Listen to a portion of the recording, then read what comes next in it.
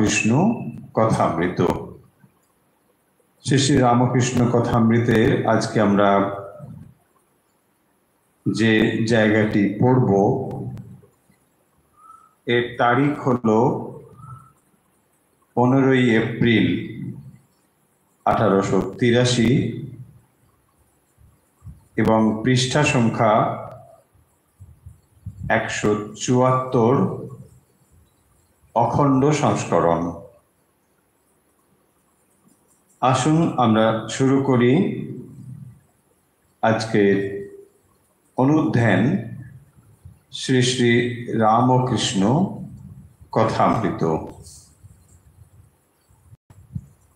ওম তব কথামৃতম তপ্ত জীবনম কবিভিরৃতম কল্মষাপহম শ্রবণ মঙ্গলম শ্রীমদাততম ভুবি গৃণন্তি ये ভুরিদা জনাঃ। শ্রী শ্রী রামকৃষ্ণ কথামৃত ভগবান শ্রীরামকৃষ্ণের মুখ নিঃসৃত অমৃতময় বাণী, যার সামান্য অংশই এই কথামৃতে ধরা রয়েছে। মাস্টারমশাই শ্রীম শ্রীরামকৃষ্ণের কাছে সব সময় যেতে পারতেন না। যখন তিনি সুযোগ পেতেন, অবসর পেতেন, তখন ঠাকুরের কাছে হাজির হতেন এবং তখন যে ধরনের কথাবার্তা হতো, মাস্টারমশাইয়ের যা অত্যন্ত ভালো লাগতো, সেই সমস্ত কথা তিনি একান্তে নিজের জন্য লিখে রাখতেন এবং পরবর্তী সময়ে সেই সাংকেতিক কথার ওপরে গভীর মনোনিবেশ করে শ্রী শ্রী রামকৃষ্ণ কথামৃত লিখিত হয়েছে। তাই রামকৃষ্ণ কথামৃত সাংকেতিক চিহ্নের ওপরে ধ্যানমগ্ন মনের এক নবীনতম সৃষ্টি। তাই যারা শ্রী শ্রী রামকৃষ্ণ কথামৃত পাঠ করেন, একদিকে যেমন শ্রীরামকৃষ্ণের কথার শাস্ত্রীয় ব্যাখ্যা, শাস্ত্রীয় উপদেশ পেতে পারেন, অন্যদিকে এক একটি দিন ধরে যদি এই কথামৃতের বিষয়ে আপনি চিন্তন করেন, তাহলে গভীরভাবে লীলা চিন্তনের সুযোগও পাবেন। কারণ প্রতিটি তারিখে যে যে কথা লেখা হয়েছে, তার পূর্বে মাস্টারমশাই সংক্ষিপ্ত অথচ সুচারু রূপে একটি সুন্দর বর্ণনা দিয়েছেন এবং যে বর্ণনায় আমরা মানস চক্ষে সেই সময় সেই স্থানে উপস্থিত হতে পারি, মন দিয়ে আমরা দেখে নিতে পারি তখন কারা কারা উপস্থিত ছিলেন এবং ঠাকুরের কথা শোনার পরে তাদের মনে কি ধরনের প্রতিক্রিয়া হচ্ছে, তাও মাস্টারমশাইয়ের দৃষ্টি এড়িয়ে যায়নি। মাস্টারমশাই সেগুলোকেও উল্লেখ করেছেন। ফলে যদি আমরা খুঁটিয়ে এই কথাগুলোকে পড়ি, তাহলেই দেখতে পাবেন যে এই নিখুঁতভাবে শব্দ দিয়ে কিভাবে ছবি আঁকা হয়েছে। মাস্টারমশাই যেন একটি ছবি এঁকেছেন, ভাষা দিয়ে যতদূর পারা যায় একটি চিত্র তিনি অঙ্কন করেছেন। তাই একদিকে যেমন মাস্টার শ্রীরামকৃষ্ণের যে শাস্ত্রীয় কথা, তার অমৃতময় বাণী, সেগুলোর যেমন গভীরতা রয়েছে, সেগুলো যেমন আমরা জানতে পারবো, পাশাপাশি ওই দিনটিতেও আমরা মানস চক্ষে পৌঁছে যেতে পারবো। এই দুটো দিক থেকে কথামৃত আমাদেরকে গভীরভাবে সাহায্য করে। আজ আমরা যে অংশটি পড়ব বলে বললাম, এর তারিখ হলো 15 এপ্রিল 1883। শিরোনাম ভক্ত সঙ্গে শ্রীরামকৃষ্ণ। প্রথম পরিচ্ছেদ, তারপরে শিরোনাম লেখা হয়েছে শ্রী শ্রী অন্নপূর্ণা পূজা উপলক্ষে ভক্ত সঙ্গে সুরেন্দ্র ভবনে। এইটি হলো শিরোনাম, শ্রী শ্রী অন্নপূর্ণা পূজা উপলক্ষে ভক্ত সঙ্গে সুরেন্দ্র ভবনে। এই শিরোনামেই আজকের এই শ্রীরামকৃষ্ণ কথামৃতের যে বর্ণনা, যে কথা শ্রীরামকৃষ্ণের, এটি আজ আমরা অনুচিন্তন বা অনুধ্যান করব। এইভাবে প্রথমে বর্ণনা শুরু হচ্ছে। সুরেন্দ্রের বাড়ির উঠানে ঠাকুর শ্রীরামকৃষ্ণ সভা আলো করিয়া বসিয়া আছেন। অপরাহ্ন বেলা 6টা হইল। সুরেন্দ্রের বাড়ির উঠানে ঠাকুর শ্রীরামকৃষ্ণ সভা আলো করিয়া বসিয়া আছেন। অপরাহ্ন বেলা 6টা হইল। সন্দেহ বলতে পারি আমরা। শ্রীরামকৃষ্ণ উপস্থিত হয়েছেন সুরেন্দ্রের বাড়ির উঠানে এবং সভা আলো করে বসে আছেন। তার উঠানে একটি সভার আয়োজন হয়েছে, ঠাকুরের বসার জায়গা হয়েছে, সেখানে তিনি বসেছেন। উঠান হইতে পূর্বাশ্ব হইয়া ঠাকুর দালানে উঠিতে হয়। দালানের ভিতর সুন্দর ঠাকুর প্রতিমা। মার পাদপদ্মে জবা, বিল্ল, গলায় পুষ্পমালা। মাও ঠাকুর দালান আলো করিয়া বসিয়া আছেন। কি সুন্দর দুটি বর্ণনা। একদিকে দালানে ঠাকুর বসে রয়েছেন, আর সেই উঠান থেকে পূর্বাশ্ব হইয়া ঠাকুর দালানে উঠিতে হয়, মানে পূর্ব দিকে মুখ করে। এবং সেই দালানের ভেতরে সুন্দর ঠাকুর প্রতিমা এবং মায়ের গলায় কি মালা পরানো হয়েছে তাও মাস্টারমশাই উল্লেখ করেছেন। মার পাদপদ্মে জবা, বিল্ল, গলায় পুষ্পমালা। মাও ঠাকুর দালান আলো করিয়া বসিয়া আছেন। এই দুটি বর্ণনা, একদিকে শ্রীরামকৃষ্ণ এবং ঠাকুর প্রতিমার বর্ণনা করেছেন। তারপরে লিখছেন, আজ শ্রী শ্রী অন্নপূর্ণা পূজা, চৈত্র শুক্লা অষ্টমী, 15 এপ্রিল 1883, রবিবার 3রা বৈশাখ 1290।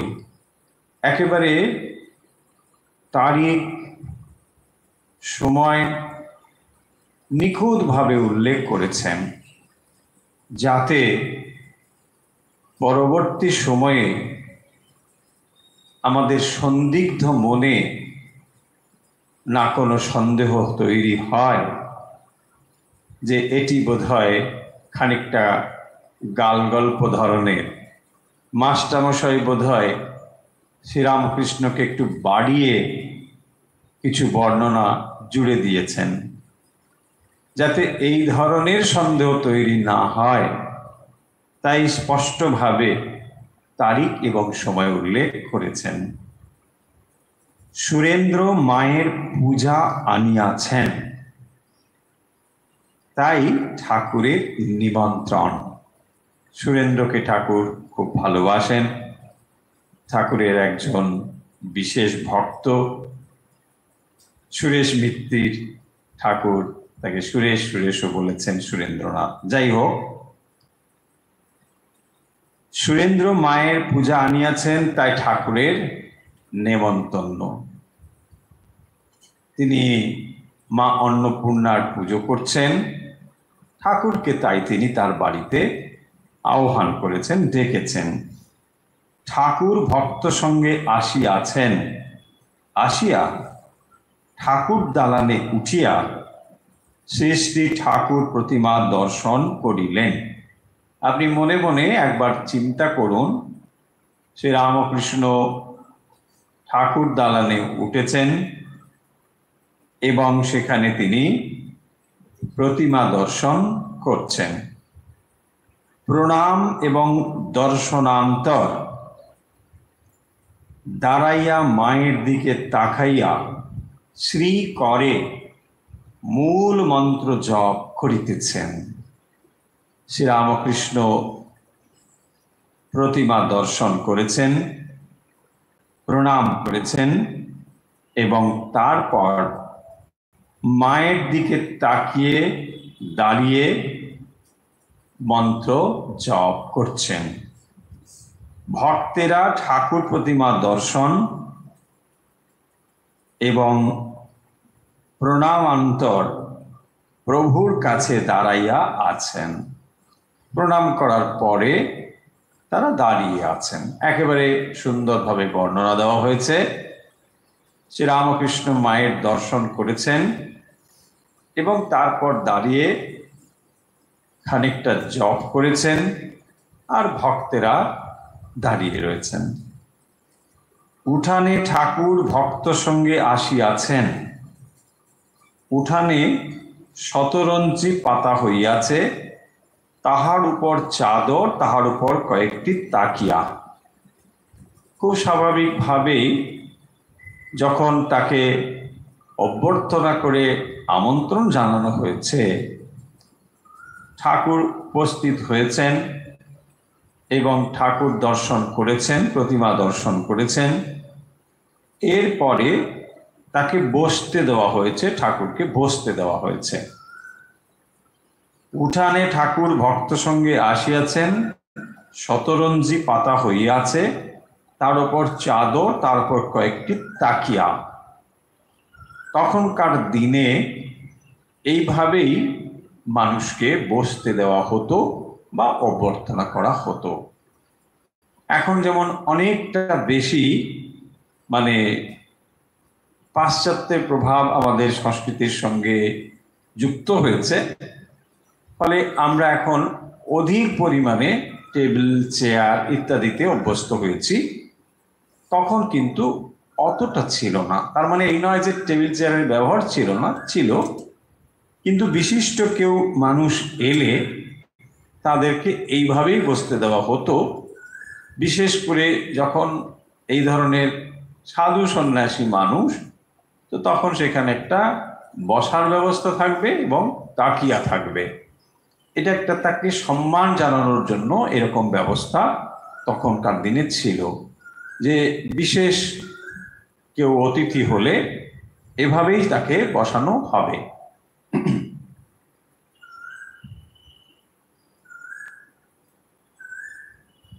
এক ধারে খোল করতাল লইয়া কয়েকটি বৈষ্ণব বসিয়া আছেন, কীর্তন হইবে। ঠাকুরকে ঘেরিয়া ভক্তরা সব বসিলেন। তাহলে আপনি মনে মনে ভাবুন যে ঠাকুরের বসার জায়গা নির্দিষ্ট করা হয়েছে, কে বৈষ্ণব ভক্তরা রয়েছেন, তারা কীর্তন করবেন, সংকীর্তন করবেন এবং তার জন্য তারা অপেক্ষা করছেন। ঠাকুরকে ঘিরে অন্যান্য ভক্তরাও রয়েছেন। ঠাকুর শ্রীরামকৃষ্ণকে একটি তাকিয়া লইয়া বসিতে বলা হইল। মানে শুধু বসাটা ঠিক সম্মানজনক নয়, একটা তাকিয়া থাকবে। একজন একটা তাকিয়া পেয়েছে মানে বিশিষ্ট মানুষ, হ্যাঁ, এরকম হয়। এখনকার দিনে হয় দেখবেন একটা বিশেষ কোথার জন্যে সে একটা সিংহাসন টিংহাসন টাইপের একটা নিয়ে গিয়ে বসিয়ে দেওয়া হয়। আমাদের বসতে অত্যন্ত সংকোচ বোধ হয়। সংকোচ এই জন্য, অন্য কোনো কারণে নয়, যে এইটাতে কত কত ভাবে মানুষ বসেছে বা ব্যবহার করেছে এইটা দেখে আমরা জানি যে এগুলো খুব ভালোভাবে ব্যবহার করা হয় না। যাই হোক, শ্রীরামকৃষ্ণ কি করছেন দেখুন। ঠাকুর শ্রীরামকৃষ্ণকে একটি তাকিয়া বসিতে বলা হইল। তিনি তাকিয়ার কাছে বসিলেন না, তাকিয়া সরাইয়া বসিলেন। মানুষ মনে করে যে নিজে যখন রাজসী, ঠিক ওইভাবে যিনি সম্পূর্ণ সাত্ত্বিক মানুষ, তাকে যে কিভাবে অভ্যর্থনা করতে হয় এটি যখন জানা না থাকে, তখন মানুষ যেমন জানে তেমন করেই করে। ঠিক এভাবেই সে করেছে এবং ভেবেছে বোধহয় শ্রীরামকৃষ্ণ এখানে এসে বসবেন। কিন্তু দেখুন শ্রীরামকৃষ্ণ কি করলেন, তাকিয়াটা সরিয়ে দিলেন। ভক্তদের প্রতি তাকিয়া ঠেসান দিয়ে বসা কি জানো, অভিমান ত্যাগ করা বড় কঠিন। এই বিচার করছো অভিমান কিছু নয়, আবার কোথা থেকে এসে পড়ে অভিমান। আমরা জানি শ্রীরামকৃষ্ণের কোনো অভিমানের প্রয়োজন ছিল না, তার কোনো অভিমান নেই, সম্পূর্ণ নিরভিমান শ্রীরামকৃষ্ণ। কিন্তু যখন তিনি মানব শরীর ধারণ করে এসেছেন, সম্পূর্ণ একটি মানুষের মতোই তাকে আচরণ করতে হবে। যদিও তিনি তার স্বরূপ ভুলে যাননি, তার স্বরূপ তিনি জানেন। পূর্ণত এই বিশ্ব ব্রহ্মাণ্ডের অধীশ্বর তিনি, এই ত্রিলোকের অধীশ্বর তিনি। তথাপি মানুষ হয়ে এখানে এসেছেন বলে তাকে একদিকে ভগবান হওয়া সত্ত্বেও ভক্তের মতন আচরণ করতে হচ্ছে। এবং সেই ভক্ত, তার সঙ্গে যারা রয়েছেন, তাকে যারা অনুসরণ করছেন, তারা যেহেতু তাকে দেখেই শিখবে, তাই তিনি আদর্শ স্থাপনের জন্য ওই তাকিয়াটি সরিয়ে বসলেন। কারণ তাকিয়া হচ্ছে অভিমানের চিহ্ন। এইটি শ্রীরামকৃষ্ণের দৃষ্টিতে ধরা পড়েছে এবং সেই জন্য বলছেন কি জানো, অভিমান ত্যাগ করা বড় কঠিন। অভিমান মনে ভাবছি ত্যাগ করেছি, কিন্তু কোথা থেকে তা এসে যায়। তাই বলছেন, ছাগলকে কেটে ফেলা গেছে, তবু অঙ্গ প্রত্যঙ্গ নড়ছে। একটা উপমা দিয়েছেন এখানে। ছাগলটাকে কেটে ফেলা হয়েছে, ফলে তার আর জীবনের কোনো আশা নেই, তাকে তো কেটেই ফেলেছে, কিন্তু তবুও তার অঙ্গ প্রত্যঙ্গগুলো নড়ছে। এটা দিয়ে কি বলছেন, যে অভিমান অঙ্গ প্রত্যঙ্গের মতো এত গভীরে প্রথিত থাকে যে তাকে ত্যাগ করা বড় কঠিন। তাই যদি খুব সতর্ক ও সাবধান না হও, কোথা থেকে যে অহংকার অভিমান এসে হাজির হবে তুমি নিজেও টের পাবে না। সঙ্গে সঙ্গে আমাদের মনে প্রশ্ন আসতে পারে যে আচ্ছা, অহংকার অভিমান থাকলেই বা কি এমন দোষের? অহংকার তো ভগবান থেকে ভক্তকে পৃথক করে রেখেছে। অহংকারই তো আপনাকে সমগ্র থেকে আলাদা করে রেখেছে। তাই অহংকার না গেলে পরে ঈশ্বরকে লাভ করা যায় না, এ কথা শ্রীরামকৃষ্ণ বারবার বলেছেন। তাই অহংকারকেই ত্যাগ করতে হবে। যেদিন অহংকার পূর্ণভাবে ত্যাগ হবে সেদিন ভগবান লাভ আর দূরে নেই, এ কথা শ্রীরামকৃষ্ণ বারবার বলেছেন। তাই এখানে জোর দিয়েছেন অভিমান বা অহংকারের ওপরে। স্বপ্নে ভয় দেখেছ, ঘুম ভেঙে গেল, বেশ জেগে উঠলে তবু বুক দূর দূর করে। অভিমান ঠিক সেই রকম। তার মানে কি বলছেন? আরেকটি এক্সাম্পল দিয়ে বোঝাচ্ছেন। স্বপ্নে ভয় দেখেছ, কখন দেখেছি? স্বপ্নে। যখন স্বপ্ন থেকে জেগে উঠলাম তখন জানি যে এটা ছিল স্বপ্ন। স্বপ্ন মানে এটা বাস্তব ছিল না। এটা জানা সত্ত্বেও তবুও ভয় আমাদের মন থেকে যায় না। এ কথা দিয়ে শ্রীরামকৃষ্ণ যে পয়েন্টটি বলতে চেয়েছেন তা হলো অহংকার ভাবছি বটে চলে গেল, কিন্তু সে যে কোথায় মনের কত গভীরে রয়েছে সুযোগ পেলেই ফুঁস করে উঠে বেরিয়ে পড়ে। তাই বলছেন যে এটিকে সম্পূর্ণভাবে ত্যাগ করতে হয়, তা না হলে এটা হয় না। শ্রীরামকৃষ্ণ যে এই অহংকার সাধনায় অভিমান সাধনায় পূর্ণ সিদ্ধ ছিলেন থাকার কথা নয়। আপনাদের প্রসঙ্গ তো থাকবে যে ব্রাহ্মণ কুলে তিনি জন্মগ্রহণ করেছিলেন। ব্রাহ্মণ জাতি শ্রেষ্ঠ, এই অহংকার এই অভিমান পাছে তার ভেতরে আসে। তাই তিনি যখন ধ্যান করতেন তখন পৈতেটাকে খুলে রাখতেন। হৃদু যখন জিজ্ঞাসা করলো, মামা এমন করে তুমি কেন ধ্যান করো? তখন তাকে স্পষ্টতই বলল, আমি ব্রাহ্মণ, এটা আমার গভীরে ঢুকে গেছে, অভিমান অহংকার, তাই তাকে উপড়ে ফেলতে হবে। সেই জন্যে তিনি ধ্যান করতে বসেছেন। কিন্তু কালীবাড়ির অন্যান্যরা যাতে জানতে না পারে তাই গোপনে তিনি উপবীতটা খুলে রাখছেন। আবার দেখুন রসিক মেথড, সাধারণে যাকে প্রান্তিক শ্রেণীর মানুষ বলে, সমাজে যাকে খুবই নিচু স্থানের মানুষ বলে ভাবে, শ্রীরামকৃষ্ণ তার বাড়িতে যাচ্ছেন এবং তিনি তার কুস্থান নোংরা জায়গা পরিষ্কার করছেন। সবার অলক্ষ্যে তিনি এটা করছেন। কেন না, আমি যে বহু মানিত, আমি যে অনেক সম্মানীয়, এটা মন থেকে মুছে ফেলতে হবে।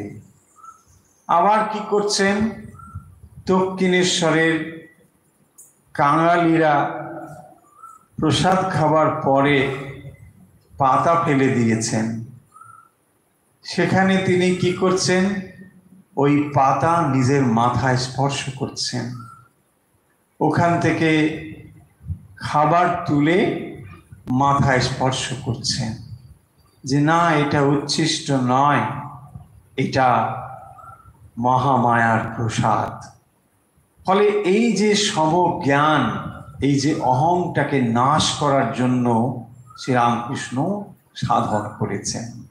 কিভাবে সিদ্ধ হয়েছেন দেখুন, আপনাদের মনে পড়বে দক্ষিণেশ্বরে বাগানের কাছে একদিন তিনি যেমন একটি কাপড় পরেন নিচের অংশ, ওপরের অংশটা গায়ে চাদরের মতন জড়িয়ে রাখেন, ঠিক ওইভাবে জড়িয়ে হাঁসপুকুর তখন ছিল, হাঁসপুকুরের ধারে শ্রীরামকৃষ্ণ বেড়াচ্ছেন, ঘুরছেন।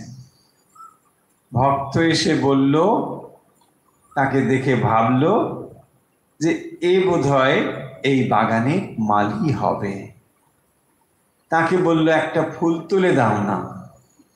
শ্রীরামকৃষ্ণ ওখান থেকে একটা ফুল তুলে তাকে দিল, এবং তারপরে যখন একটু পরে আবার ওই ঘরটিতে তিনি নিজে গিয়ে বসেছেন, ভক্তরা একে একে গিয়ে সেখানে হাজির হয়েছেন এবং তার অমৃতময় কথা শুনছেন সবাই। ওই ভক্ত ওই লোকটিকে দেখে অত্যন্ত বিস্মিত হলেন, বললেন, আপনি শ্রীরামকৃষ্ণ? তখন কেন বললেন না যে আপনি মালি নন? বলছেন, তুমি বাপু ফুল চেয়েছো, আমি ফুল দিলাম, তুমি কি আমাকে জিজ্ঞাসা করেছো আমি কে? এই হচ্ছে শ্রীরামকৃষ্ণ। এছাড়া দেখুন, দক্ষিণেশ্বর থেকে যখন তাদের ব্যবস্থাপনার ভেতরে একটি গন্ডগোল হয়েছে এবং তার ফলে তারা স্থির করেছেন হৃদুকে সেখানে রাখবেন না, এইসব কথাটা যখন হচ্ছে, তখন শ্রীরামকৃষ্ণ নিজেই ভাবলেন যে তাহলে হৃদু তো তাঁরই ভাগ্নে, তো তাদেরকে যখন রাখবে না, তিনি ভাবলেন তাহলে আমাকেও বলছেন নিশ্চয়ই। তৎক্ষণাৎ তিনি ঘাড়ে একটা গামছা ফেলে বেরিয়ে পড়লেন, ফটকের দিকে হন হন করে চলেছেন। আরে আপনি কোথায় যাচ্ছেন? আপনাকে তো যেতে বলা হয়নি। না, ওই যে তোমরা বললে এখানে আর থাকা হবে না, আমি তাই চলে যাচ্ছি। না না না, আপনাকে বলা হয়নি। ও, আমাকে বলো? বেশ বেশ বেশ, তাহলে আমি করে যাই। দেখুন, এটা সহজ নয়, এটা অত্যন্ত কঠিন কাজ, অত্যন্ত কঠিন। আমরা যত সহজ করে ভাবলাম, পড়ে ফেললাম, বলে ফেললাম, অতটা সহজ, ভীষণ ভীষণ কঠিন। অহংকার এমন একটা জিনিস যে জীবকে অত সহজ হতে দেয় না। যার ভেতরে দেখবেন একটু বিদ্যা রয়েছে, শ্রীরামকৃষ্ণ বলছেন না যে খসখস করে ইংরেজি লেখে একটা কাগজ পেলেই, হাতে যদি একটা কলম থাকে, খসখস করে লিখতে থাকবে। আমরাও দেখেছি, হয়তো প্রয়োজন ছিল, দেখবেন অনেক যখন রিলিফ টিলিফে যায়, এটা আমার নিজের অভিজ্ঞতা থেকে বলছি, যে আমরা তখন কাউকে হয়তো কোনো কারণে মানে লিখতে গেলে সময় লাগবে, তাই ওখানে টিপ দিতে হবে, এরকম মানে আমরা করছি না, যারা অর্গানাইজ করছেন তারাই ব্যবস্থা করেছেন, লোকে আসবে একটা করে টিপ দিয়ে তাড়াতাড়ি চলে যাবে। এরকম আমি দেখেছি। কেউ কেউ বলেছেন, না আমরা লিখতে পারি, টিপ দেবো কেন? তার মানে এটাও এক ধরনের দেখুন অহমিকা, যে আমি লিখতে পারি, আমাকে কেন এরকম করা হচ্ছে, সেই ভাবটা তার জেগে উঠেছে তখন। এরকম বহু উদাহরণ আপনারাও জানেন। হ্যাঁ, কত কত রয়েছে এরকম ভর্তি। যত কম যেখানে থাকবে কোয়ালিটি, সেখানেই অহংকারের মাত্রা অধিক পরিমাণে থাকবে। তাই সম্পূর্ণ নিরহংকার হওয়া একমাত্র যারা ঈশ্বর লাভ করেছেন বা স্বয়ং এখানে ঈশ্বর, এদের পক্ষেই সম্ভব। নাহলে সম্পূর্ণ নিরহংকারী পাওয়া যাবে না, অত সহজ নয় এটা। আমরা অনেকে বলেন, তা অহংকার, অহংকার নেই, ক্ষেত্র হলেই সেটা বেরোবে। মুখে তো এটা বলার নয় না, আমরা মুখে বলতে পারি আমার কোনো অহংকার নেই, এটা একটা অহংকার। এই অহংকার নেই বলে যে বলছি, তার মানে আমাকে দেখো আমার কোনো অহংকার নেই, এটাই অহংকারের একটা প্রকাশ। বড় সাংঘাতিক। মানে কেউ যখন প্রশংসা করছেন না, কোনো পয়েন্ট তো বলছেন না, তখন এটাই মানে দেখো আমার, ও আচ্ছা আচ্ছা, এই খুব সাংঘাতিক, খুব কঠিন এটা। সেই জন্য শ্রীরামকৃষ্ণ এখানে বলছেন, তাড়িয়ে দিলেও আবার কোথা থেকে এসে পড়ে, অমনি মুখ ভার করে বলে, আমায় খাতির করলে না। তাই অহংকার বড় সাংঘাতিক, বড় সাংঘাতিক অহংকার। এরকম অনেক আছে সাধু মহাপুরুষদের, মানে আমাদের মিশনে না, এরকম বাইরেও আছে অনেক, মানে সামান্যতম কিছু হলেই এমন ভাবে রিয়েক্ট করে, মানে যার সঙ্গে বা যার এগেনস্টে বলছেন, যার বিপরীতে যে আছে সেও তো মানুষ, এমন যেন সে মানে কুকুর বেড়ালের মতন ভাবটা এরকম। আসলে মানুষ যত বেশি অগ্রসর হয় তত তার অহংকারটা কমে আসে। সেই জন্য দেখবেন শিক্ষিত মানুষের চিহ্নই হলো যথার্থ শিক্ষিত, কিন্তু যথার্থ শিক্ষিত মানুষের চিহ্নই দেখবেন সে নিরহংকার হবে। যার অহংকারের মাত্রা যত কমেছে সেই মানুষটি হবে শিক্ষিত মানুষ। এটা আমি বহুবার দেখেছি, আপনারাও নিশ্চয়ই দেখবেন, এবং এটাই হচ্ছে এর প্যারামিটার। একজন যথার্থ শিক্ষিত মানুষ সব সময় দেখবেন নিরহংকার হবে, কারণ তিনি জানেন তিনি অনেকটা জানেন না। এটাই তিনি জানেন যে তার জানার ক্ষেত্র যা, না জানার ক্ষেত্রের যে অনেক বেশি, এটাই তিনি অনুভব করেন। আর যারা অল্প জানেন তারা মনে করেন যে তারা অনেক বেশি জানে, এই হলো তফাৎ। সেই জন্যে যারা অনেক বেশি জানেন তারা জানেন যে না জানার ক্ষেত্রটা আরো আরো বেশি। এটা অনেক বেশি না জানলে এটা বোঝা যায় না যে না জানি আরো কত আছে, আর না জানার ক্ষেত্রটা যে আরো কত বড়, এটা তখনই বোঝা যায়, এবং এই কারণের জন্য সে আরো বেশি নত হয়ে যায়। তাই দেখবেন যে মানুষ যত বেশি অগ্রসর হয়েছে, শিক্ষার দিক থেকে হোক বা যে কোনো দিক থেকে হোক, যিনি প্রকৃত অর্থে অগ্রসর হয়েছেন তিনি সব সময় বিনীত থাকবেন। বিনীত। অশিক্ষার দৃষ্টান্ত হচ্ছে দুর্বিনীত, যার মধ্যে দেখবে কোনো বিনীত ভাব নেই, এটা হচ্ছে অশিক্ষার লক্ষণ বা কুশিক্ষার লক্ষণ বা অর্ধশিক্ষার লক্ষণ। একই হয় দুর্বিনীত ভাব, দৃষ্টতা, এইগুলো। এই জন্য শ্রীরামকৃষ্ণ বলছেন এই কথাগুলো। এবং দেখুন তারপরে কেদার বলছেন, তৃণাদপি শুনিচেনা তরোরিব সহিষ্ণুনা। এটি চৈতন্য মহাপ্রভুর শিক্ষাষ্টকম বলে একটি স্তোত্র রয়েছে, সেখানে তিনি এই শিক্ষাটি দিয়েছেন। তৃণাদ আপি শুনিচেনা তরোরিব সহিষ্ণুনা। তৃণাদপি শুনিচেনা। তৃণ ঘাস, সবাই তাকে মারিয়ে যায়, এটি ভক্তের লক্ষণ। শিক্ষাষ্টকমে মহাপ্রভু এই শিক্ষা দিচ্ছেন ভক্ত কেমন হবেন। তিনি হবেন তৃণের থেকেও সুনীচ। অহংকার তার একেবারেই মাটির সঙ্গে মিশে যাবে, কোনো অহংকার থাকবে না। এটা বোঝানোর জন্য এটা বলেছেন। এবং তরোরিব সহিষ্ণুনা, সহ্য গুণ হবে গাছের মতো। গাছ কি করে? একটা ডাল কাটলেও অন্য ডাল তৎক্ষণাৎ সেই অবস্থায় আপনাকে ছায়া দিয়ে যায়। দেখুন গাছ এটাই করে। আপনি হয়তো গাছটাকে কেটেই চলেছেন, কিন্তু যখন আপনি কাটছেন তখনও যে আপনি ঘর্মাক্ত হয়ে যাবেন, তাই তখন অপর একটি ডাল দিয়ে আপনাকে ছায়া দিচ্ছে, তখনও সে ছায়া দিয়ে যায়। এত তার সহ্য। তরোরিব সহিষ্ণুনা, তরুর মতো সহিষ্ণু। শ্রীরামকৃষ্ণ বলছেন এবারে, আমি ভক্তের রেণুর রেণু।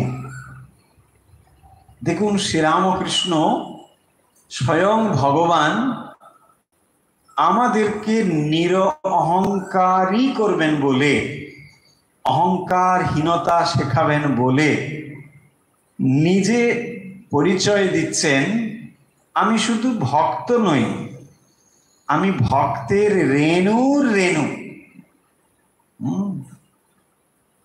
আমি দাস নই, দাসো দাসোহম, আমি দাসেরও দাস।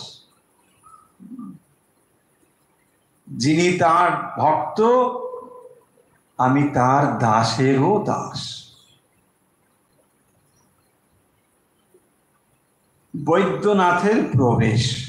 বৈদ্যনাথ একজন প্রবেশ করছেন। বৈদ্যনাথ কৃতবিদ্য, কলিকাতার বড় আদালতের উকিল। ঠাকুরকে হাত জোড় করিয়া প্রণাম করিলেন এবং এক পার্শ্বে আসন গ্রহণ করিলেন। সুরেন্দ্র, ইনি আমার আত্মীয়। শ্রীরামকৃষ্ণ, হ্যাঁ, এর স্বভাবটি বেশ দেখছি। ইনি আপনাকে কি জিজ্ঞাসা করবেন তাই এসেছেন। সুরেন্দ্র ইন্ট্রোডিউস করিয়ে দিচ্ছেন বৈদ্যনাথের সম্বন্ধে। তিনি হচ্ছেন ক্যালকাটা হাইকোর্টের উকিল। বেশ। শ্রীরামকৃষ্ণ বৈদ্যনাথের প্রতি, যা কিছু দেখছো সবই তার শক্তি। যা কিছু দেখছো সবই তার শক্তি। তার শক্তি ব্যতি রেখে কারো কিছু করার জো নেই। তবে একটি কথা আছে, তার শক্তি সব স্থানে সমান নয়। সুরেন্দ্র কি বলছিলেন? ইনি আপনাকে কি জিজ্ঞাসা করবেন তাই এসেছেন। কি জিজ্ঞাসা এটা এখনো বলা হয়নি, কিন্তু কিছু একটা জিজ্ঞাসা যে করবেন এইটুকুই বলা হয়েছে। তারপরে তাহলে শ্রীরামকৃষ্ণ কি বলছেন? বলছেন তাহলে তার পরিচয়টুকু তিনি শুনেছেন। তিনি হচ্ছেন বড় আদালতের উকিল, তার মানে একজন গণ্যমান্য মানুষ, এটা আমরা ধরে নিতে পারি। এবং এই যে গণ্যমান্য মানুষ, তার মানে তার ভেতর দিয়ে একটা শক্তি প্রকাশিত হচ্ছে। সেইটি এখানে বলছেন, যা কিছু দেখছো সবই তার শক্তি। তুমি যে প্রশ্ন করবে সেটা আমি শুনবো, এটা এখন বলছি না। কিন্তু তুমি যে মানুষটি, তোমাকে যে একটা বিশেষ পদে রয়েছো বা 10 জন গণ্যমান্যী তুমি, এটা বলতে গিয়েই তিনি এটা ভাবতে গিয়েই বলছেন, যা কিছু দেখছো সবই তার শক্তি, ভগবানের শক্তি। তার শক্তি ব্যাতি রেখে কারো কিছু করবার জো নেই। তার শক্তি ছাড়া কারো কিছু করার জো নেই। এইটা তুমি ভালো করে জানো। দেখুন, এখানেও সেই অহংকারকে প্রশমিত করার প্রচেষ্টা। তা না হলে তুমি যদি মনে করো আমি বিরাট একজন মানুষ, তাহলে গর্বে তোমার বুক ভরে যাবে এবং অহংকারে কিছুদিন পরে আর তোমার কাছে কেউ থাকতে পারবে না। অহংকার এমন একটি জিনিস, সেইটির জন্য বলছেন, তবে একটি কথা আছে, তার শক্তি সব স্থানে সমান নয়। তাহলে শক্তির তারতম্য রয়েছে। বিদ্যাসাগর বলেছিল, ঈশ্বর কি কারুকে বেশি শক্তি দিয়েছেন? আমি বললুম, শক্তি কম বেশি যদি না দিয়ে থাকেন, তোমায় আমরা দেখতে এসেছি কেন? অনেকের এই রকম একটা মত আছে যে ভগবানের শক্তি সব জায়গায় সমান, ভগবান সব জায়গায় সমান। ভগবানের শক্তির প্রকাশ, তার তারতম্য রয়েছে। অধিকারী ভেদে বা অধিকারী বিশেষে তার তারতম্য রয়েছে। সেটি এখানে বলছেন যে ঈশ্বর কি কারুকে বেশি শক্তি দিয়েছেন? শক্তি ঈশ্বর বেশি দেননি, কিন্তু যে তাকে যেমন প্রকাশ করতে পেরেছে, যেমন সূর্যের আলো সর্বত্রই প্রকাশিত হয়, কিন্তু সব জায়গায় তার রিফ্লেকশন সমান হয় না। পাথরে যেমন রিফ্লেকশন কম, কিন্তু দর্পণে বা আয়নায় তার রিফ্লেকশন বেশি। তাহলে এটা কিসের উপর নির্ভর করে? নির্ভর রশ্মির ওপর করে না, যার ওপরে পড়ে তার ওপর নির্ভর করে। ঠিক সেই রকম ভাবেই একজন মানুষ সে যেমন যেমন ভাবে ঈশ্বর নির্ভর হয়, তার গুণগুলোকে সে যেমন ভাবে ব্যবহার করতে পারে, সেই অনুযায়ী তার প্রকাশ হয়। এটাই এখানে বলেছেন। আমি বললাম, শক্তি কম বেশি যদি না দিয়ে থাকেন, তোমায় আমরা দেখতে এসেছি কেন? তোমার কি দুটো শিং বেরিয়েছে? তো তোমার তো নিশ্চয়ই দুটো শিং বেরোয়নি, তাহলে তোমার মধ্যে তারতম্য কি? বিদ্যাসাগরকে আমরা কেন বিশিষ্ট মানুষ বলছি? বলছি এই জন্য না, তার ভেতর দিয়ে শক্তি অধিক পরিমাণে প্রকাশিত হচ্ছে, এইটি। তবে দাঁড়ালো যে ঈশ্বর বিভু রূপে সর্বভূতে আছেন কেবল শক্তি বিশেষ। তাহলে হলো তিনি বিভু রূপে আছেন, এটা হলো কনক্লুশন। এই পর্যন্ত যে কথাগুলো হলো, মানে শ্রীরামকৃষ্ণ ওই বৈদ্যনাথের প্রতি যে কথা বলছিলেন, তার সিদ্ধান্ত বাক্য হলো এইটি: ঈশ্বর সর্বভূতে আছেন, সব জায়গায় তিনি আছেন, কিন্তু তফাৎ হলো শক্তি বিশেষ, এইটা। আচ্ছা মহাশয়, একটি সন্দেহ আমার আছে। এইবারে বৈদ্যনাথ মুখ খুলেছেন, বলছেন একটি সন্দেহ আমার আছে। কি সন্দেহ? এই বলে যে ফ্রি উইল অর্থাৎ স্বাধীন ইচ্ছা মনে করলে ভালো কাজও করতে পারি, মন্দ কাজও করতে পারি। এটা কি সত্যি? সত্য সত্যই কি আমরা স্বাধীন? ভারী সুন্দর প্রশ্ন। যে যদি আমরা স্বাধীন না হই, তাহলে তো আমাদের আর কিছু করার নেই। উত্তর যদি এটা হয়, সেই অভিপ্রায় হয়তো মনের ভেতরে খানিকটা রয়েছে। সেখান থেকেই প্রশ্ন যে তাহলে আমরা স্বাধীন কি আমরা পরাধীন? তাই বলেছেন যে ফ্রি উইল বা স্বাধীন ইচ্ছা মনে করলে ভালো কাজও করতে পারি, মন্দ কাজও করতে পারি। এটা কি সত্যি? অর্থাৎ আমরা কি ইচ্ছে মতো যা ইচ্ছে তা করতে পারি? যাচ্ছে তা না, যা ইচ্ছে তা, হ্যাঁ, যা ইচ্ছে তাকে আমরা করতে পারি। তখন বলছেন যে সত্য সত্যই কি আমরা স্বাধীন? এবার দেখুন শ্রীরামকৃষ্ণ কি উত্তর দিচ্ছেন। শ্রীরামকৃষ্ণ বলছেন সকল ঈশ্বরাধীন, সবই ঈশ্বরের অধীন, তাঁরই লীলা। তিনি নানা জিনিস করেছেন, ছোট বড়, বলবান দুর্বল, ভালো মন্দ, ভালো লোক মন্দ লোক, এসব তার মায়া খেলা। এই দেখো না, বাগানের সব গাছ কিছু সমান হয় না। কি বললেন শ্রীরামকৃষ্ণ? যে এই সৃষ্টি হলো তার খেলা, লীলা, ফলে সমস্ত কিছুই ঈশ্বরের অধীন। অর্থাৎ একজন মানুষ, সে দুর্বল মন্দ, এ সবই তার মায়া খেলা, ফলে এ সমস্তই হচ্ছে ঈশ্বরের অধীন। ঈশ্বরের অধীন খুবই স্পষ্ট। তার মানে আমাদের আর কোনো ব্যক্তি স্বাধীনতা বলে কিছু নেই, এটা বলা হলো। দেখুন আরো অগ্রসর হন। যতক্ষণ ঈশ্বরকে লাভ না হয় ততক্ষণ মনে হয় আমরা স্বাধীন। এই কথাটি এবারে খুবই গুরুত্বপূর্ণ কথা।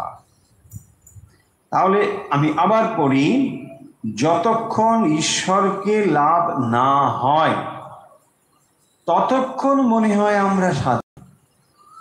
তাহলে আমরা ভালো করতে পারি, মন্দ করতে পারি, যা খুশি তাই করতে পারি, আমাদের ইচ্ছে করতে পারি, ভগবানকে নাও মানতে পারি।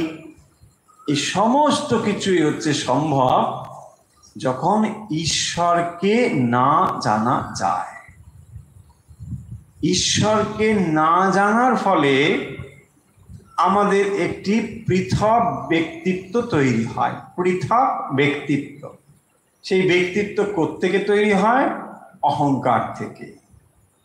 আমি অহংকৃত হয়ে আমি অমুক চন্দ্র অমুক হয়েছি। এই যে অমুক চন্দ্র অমুক হয়েছি, এর ফলে আমার একটা ব্যক্তিত্ব তৈরি হলো। এখানে ব্যক্তিত্ব মানে আমি এক পৃথক ব্যক্তি হলাম, এবং তার ফলে আমি ভালো মন্দ যা কিছু তাই করতে পারি, এবং আমি নিজেকে স্বাধীন বলে মনে করি। যখন আমার ব্যক্তিত্ব পূর্ণভাবে লুপ্ত হয়, চলে যায়, ইন্ডিভিজুয়ালিটি যখন চলে যায়, তখন আমি বুঝতে পারি যে যখন আমি করছিলাম এটি আসলে ঈশ্বর। তখন আর নিজের ইচ্ছে বলে কিছু থাকে না, তখন সব ঈশ্বরের ইচ্ছে হয়। আবার একবার বলি, বিষয়টি ডানে গুলিয়ে যাবে। বলছে ওই তো তাহলে হলো, আমাদের ইচ্ছে সব আছে, আর না হলে তা নয়। দেখুন, এটা বোঝার প্রশ্ন করেছিলেন বৈদ্যনাথ, কলকাতার বড় আদালতের উকিল। তিনি কি বলছেন? তিনি বলছেন, আমাদের কি স্বাধীন ইচ্ছা আছে? এটা ছিল না যে ফ্রি উইল আমাদের থাকে কিনা, আমি ইচ্ছে করলে ভালো করতে পারবো, ইচ্ছে করলে মন্দ করতে পারবো। এই যে আমাদের ফ্রি উইল, স্বাধীন ইচ্ছা, এটা আছে কি নেই? এর উত্তরে শ্রীরামকৃষ্ণ কি বললেন? সমস্তই ঈশ্বরের অধীন। তাহলে এই কথাটা কখন সত্যি হয়? যখন কেউ ঈশ্বর লাভ করে। ঈশ্বর লাভ না করা পর্যন্ত তোমার ইচ্ছে রয়েছে। তার মানে প্রত্যেক জীবের মধ্যে আলাদা ব্যক্তিসত্তা রয়েছে। আমি একজন আলাদা মানুষ, এই বোধ আপনার রয়েছে, এবং যখনই এই বোধ রয়েছে আলাদা, তখন আপনিও ইচ্ছে করলে ভালো মন্দ যা কিছু তাই করতে পারেন। তাই যখন আমরা বলি না, তিনি যদি নিয়ে যান তাহলে মঠে যাব, এবারে ভুলটা বুঝতে পেরেছেন নিশ্চয়ই, যে তিনি নিয়ে যাবেন মানে কিরকম? তার মানে তার ইচ্ছের সঙ্গে যখন আপনার ইচ্ছে সম্পূর্ণ মার্জ হয়ে যাবে, তখন আর আপনার ইচ্ছে বলে কিছু নেই। মানে আপনি আর নেই। আপনি নেই মানে করি বাবা আমি মরে যাব? না না, শ্রীরামকৃষ্ণ যখন বলছেন সব ঈশ্বরাধীন, এই কথাটার অর্থ হলো তার নিজের ইচ্ছে বলে আর কিছু নেই। তার সমস্ত ইচ্ছে ঈশ্বরের ইচ্ছার সঙ্গে এক হয়েছে। কেবল তখনই ওই অবস্থায় বলা যায় সবই ঈশ্বরের অধীন।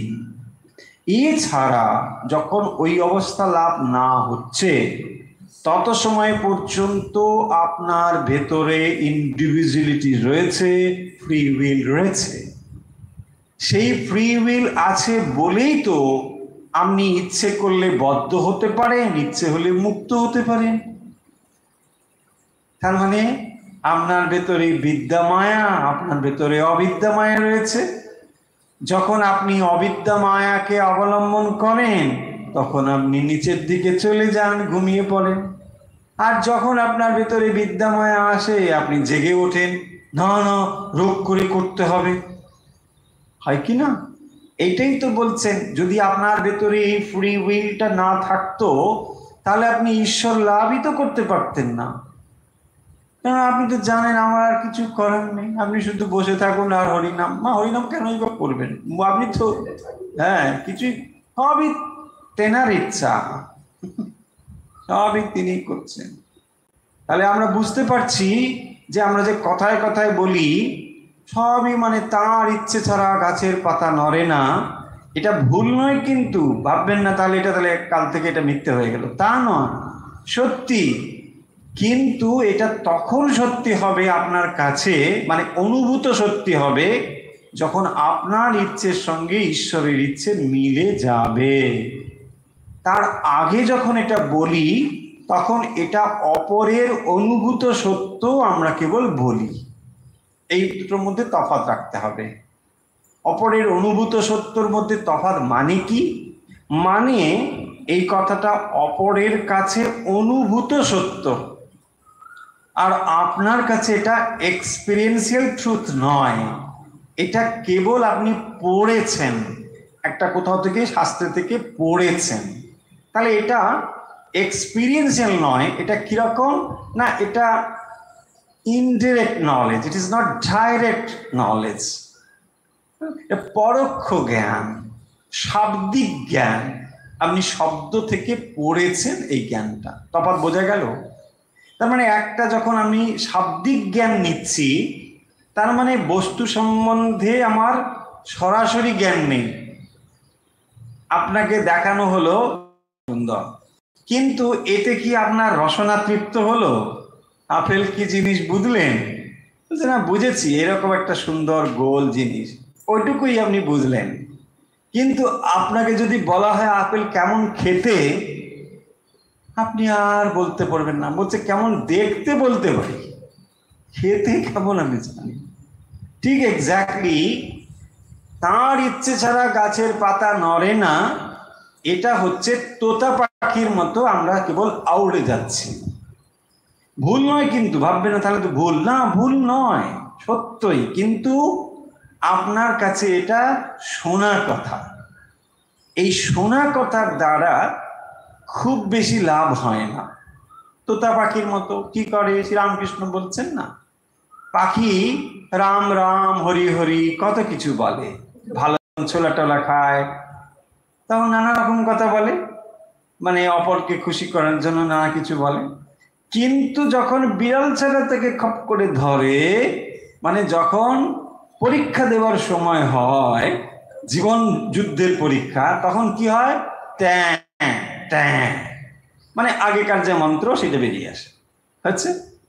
এইটি বলতে গিয়ে কি বলা হয়েছে, তার মানে যখনই ওই নলেজটা এক্সপিরিয়েন্সিয়াল নলেজ না হবে, এটার কোনো ভ্যালু নেই। এই কথাটি শ্রীরামকৃষ্ণ এখানে বলতে গিয়ে বলছেন যে যতক্ষণ ঈশ্বরকে লাভ না হয় ততক্ষণ মনে হয় আমরা স্বাধীন। তাহলে পূর্ণ ভাবে ঈশ্বরকে লাভ করলে তখনই সে বুঝতে পারে যে তার ইচ্ছে বলে আর কিছু নেই, সবই ঈশ্বরের ইচ্ছে। তখন এ ভ্রম তিনি রেখে দেন, তা না হলে পাপের বৃদ্ধি হতো। তাহলে স্বাধীন ইচ্ছে এটা হচ্ছে ততক্ষণ মনে হয় যতক্ষণ ঈশ্বর লাভ না হয়। তার ফলে কি হয়, পাপকে ভয় হয়, তাই না? যখন মানুষ ভাবে যে না, আরে বাবা আমার ইন্ডিভিজুয়ালিটি রয়েছে, ফলে ভালো করলে আমার, মন্দ করলে আমার হবে, তাই না, আলাদা। ফলে তখন মানুষ চেষ্টা করবে খারাপটা না করে ভালো করতে, কারণ মন্দে মন্দ, শুভে শুভ। এই যে ইন্ডিভিজুয়ালিটি রয়েছে, পৃথকত্ব বোধটা রয়েছে, এই জন্য শ্রীরামকৃষ্ণ বলছেন পাপের শাস্তি হতো না যদি তার মধ্যে এই পৃথক না থাকতো, তাই না? সেই জন্য এটা, যিনি ঈশ্বর লাভ করেছেন তার ভাব কি জানো?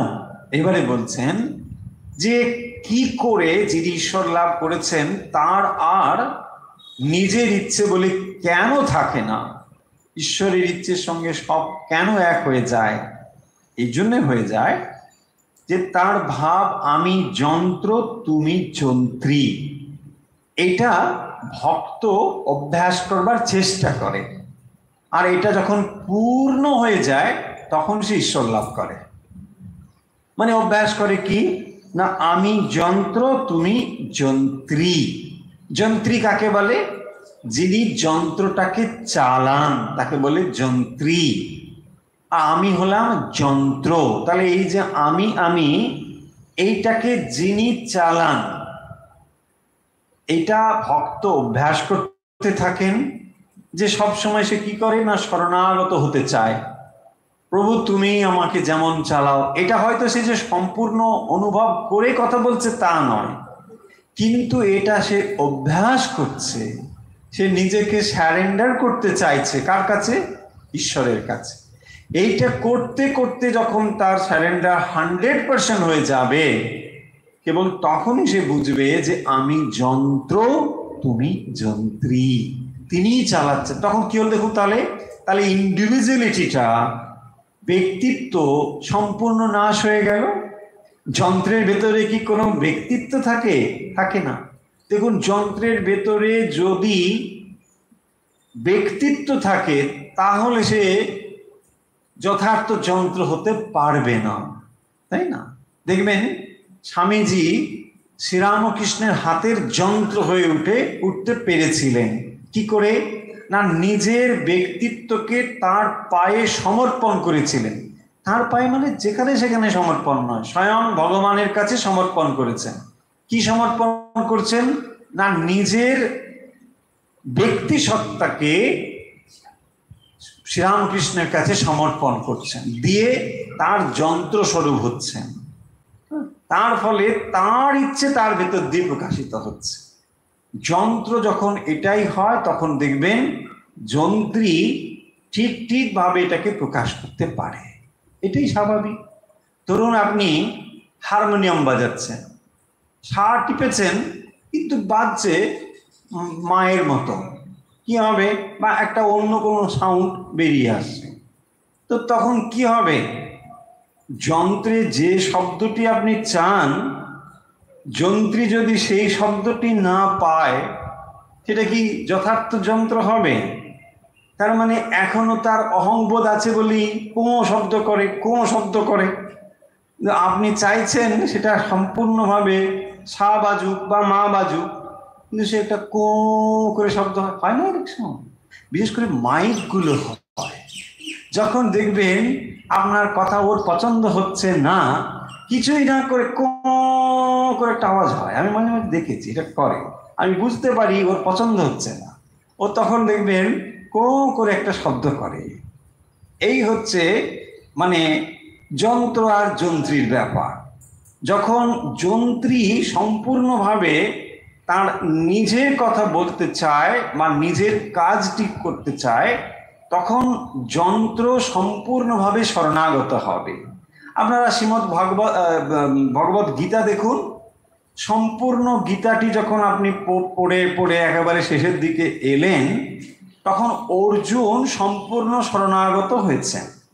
আর অর্জুন শরণাগত হয়েছেন বলেই ভগবানের যে পূর্ণ ইচ্ছে, যে ধর্মক্ষেত্রে কুরুক্ষেত্রে এটাই সম্ভব হলো। কারণ তিনি তো চেয়েছিলেন বরাবরই যে অর্জুনকে দিয়ে ধর্মটি স্থাপিত হবে, কিন্তু অর্জুন মাঝখান থেকে ওই শব্দ শুরু করলেন বা শব্দ করছেন। কি বললেন না, আমি যুদ্ধ করব না, আমি অস্ত্র রেখে দিন, এসব করেছে। বলছে আমি ভিক্ষা করে খাবো, এসব বলেছে না।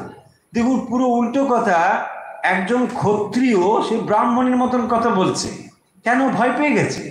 এরকম হয় না? তখন ধরুন মানে কেউ ডাক্তার হয়তো গিয়ে মানে অপারেশন করবে ওটিতে, তারপরে সেই রক্ত দেখে সাংঘাতিক মানে ভয় পেয়ে গেছে, বলতে রাখো তোমার মানে টাকা জমা আমার দরকার নেই, টাকা ফেরত দিলে আমি পালাচ্ছি দৌড়ে। ঠিক ওই রকম অবস্থা হয়েছে। বলছে আমি এখানে যুদ্ধ করবোই না। বলছে আরে কেন যুদ্ধ করবে না, তুমি যুদ্ধ করো। এই তো কাণ্ড হয়েছে না। তারপরে অবশেষে কি হলো, যখন তিনি বলছেন আমি তোমার শরণাগত, এই তখনই বুঝতে পারলেন যে এবারে একে দিয়ে কাজ হবে। এত সময় পর্যন্ত দেখুন প্রিপারেশন, 700 শ্লোক ভগবদ গীতার একেবারে এন্ডে আপনি দেখবেন এটাই, সর্বধর্মান পরিত্যজ্য মামেকম শরণং ব্রজ। তখনই ভগবান বুঝলেন এখন ক্ষেত্র প্রস্তুত, এখন বরং অর্জুন কাজ করতে পারবে। এই হলো যন্ত্র আর যন্ত্রী। আমি ঘর, তুমি ঘরণী। ঘর এবং ঘরণী এই শব্দগুলো দিয়ে কি বোঝানো হচ্ছে? বোঝানো হচ্ছে যে একজন যখন তার অহংকারটা পূর্ণভাবে চলে যায় তখনই সে ওই যন্ত্র যেমন যন্ত্রী যেমন যন্ত্রকে চালায়, ঘর যেমন ঘরণীর দ্বারা, ঠিক এই শব্দগুলোর দ্বারা এটা। আমি রথ, তুমি রথী। রথ যদি নিজের মতো চলতে শুরু করে রথী তাহলে কি হবে? হ্যাঁ, যিনি রোহী মানে রথে যিনি আরোহণ করেছেন তো তিনি তো তার ইচ্ছে মতো রথটাকে নিয়ে যাবেন। রথ যদি নিজের মতন চলতে থাকে সম্ভব না। এটাই বলেছেন যেমন বলাও তেমনি বলি। তাহলে এটা কখন হবে না? যখন পূর্ণভাবে অহংকার চলে যাবে। দেখুন শ্রীরামকৃষ্ণ গিয়েছিলেন কোথায়? অন্নপূর্ণা পুজোতে। তো সেই অন্নপূর্ণা পুজোর মায়ের পুজো দেখেছেন। এখানেও এই অন্নপূর্ণা পুজোর ভেতরেও একটি অহংকারের বার্তা আছে। সেটা একটু ছোট্ট করে বলে আজকের কথাটি শেষ করতে হবে। কিরকম? আপনারা সকলেই জানেন যে পার্বতী এবং মহাদেব, তো এই পার্বতী এবং মহাদেবের মধ্যে একবার কথোপকথনে এটা বোঝা গেল যে পার্বতীর বিশেষ কোনো ভূমিকা নেই, মহাদেবই হচ্ছেন সর্বে সর্বা, তিনি সর্বশক্তিমান, তিনি সবকিছু করেন। কারণ মানে অন্যান্য শাস্ত্রেও এরকম বলা হয়েছে বা উপনিষদেও অনেক এরকম মন্ত্র রয়েছে যেখানে ব্রহ্মকেই সব বলা হয়েছে, আর মায়া জড়া প্রকৃতি এসব বলা হয়েছে। ফলে ব্রহ্মই হচ্ছেন সব এবং মহাদেবই হচ্ছেন সব, আর পার্বতীর মধ্যে কোনো শক্তি নেই।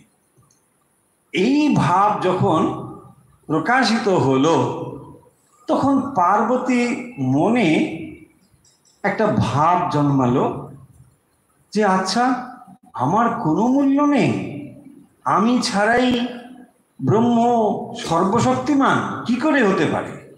বেশ, তিনি তখন ঠিক করলেন যে আমি কাল থেকে আর কোনো কাজ করব না।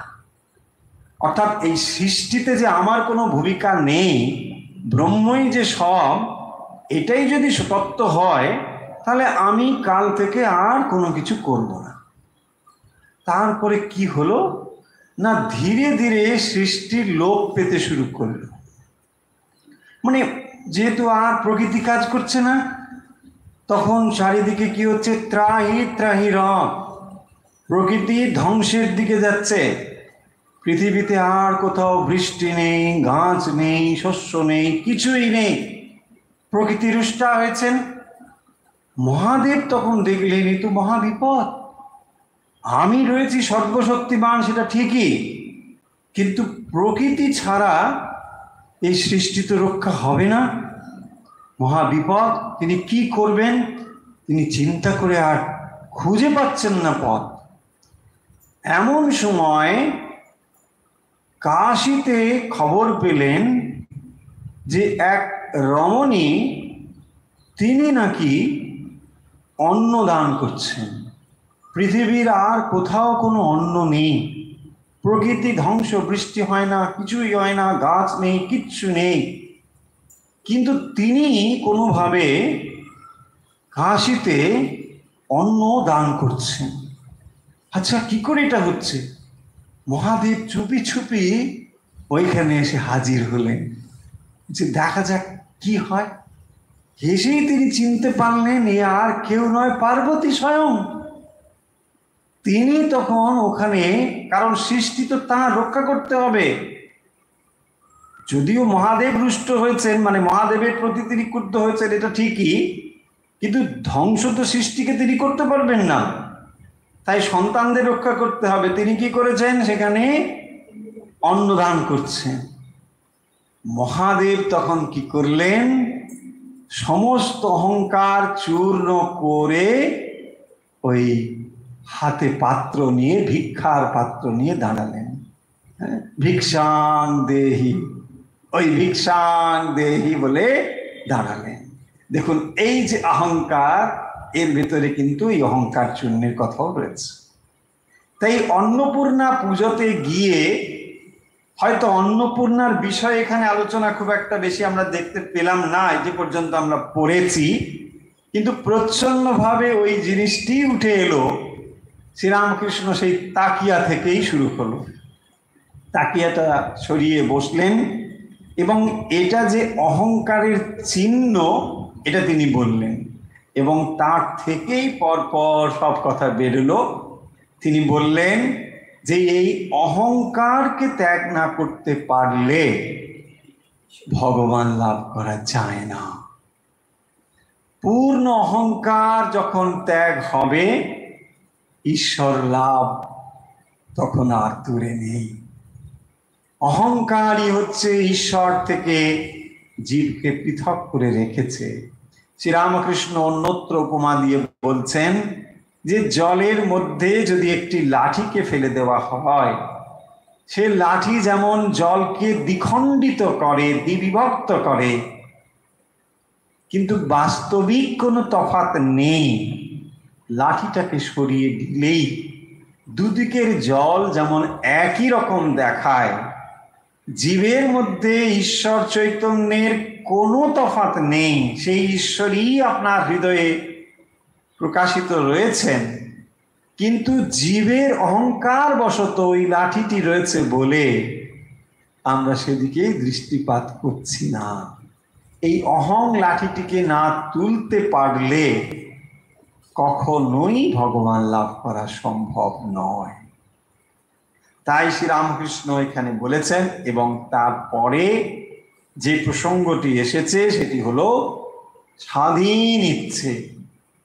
স্বাধীন ইচ্ছে ভগবানই রেখেছেন জীবের মধ্যে, এবং এই স্বাধীন ইচ্ছেকে যখন কেউ পূর্ণভাবে ঈশ্বর লাভের দিকে ব্যবহার করতে পারে বা করে, তখন তার ইচ্ছে পূর্ণভাবে ঈশ্বরের ইচ্ছের সঙ্গে সংযুক্ত হয়ে সে অনুভব করতে পারে যে একমাত্র ঈশ্বরই রয়েছেন।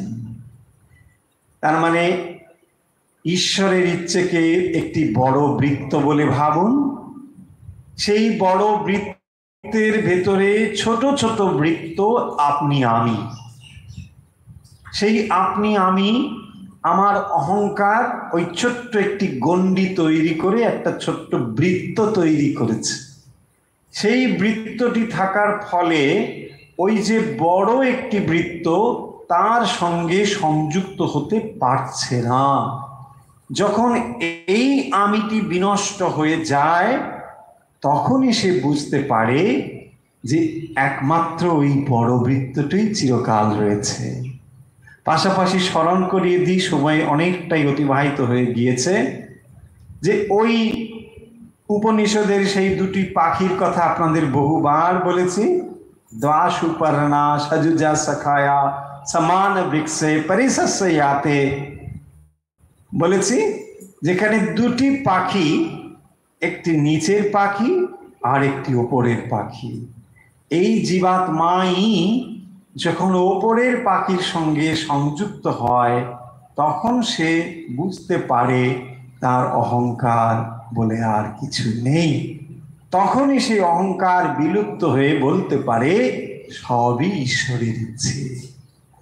এছাড়া ঈশ্বরের ইচ্ছে সবই, এটা বলা কেবল কথার কথা, এটি এক্সপেরিয়েন্সিয়াল নলেজ নয়।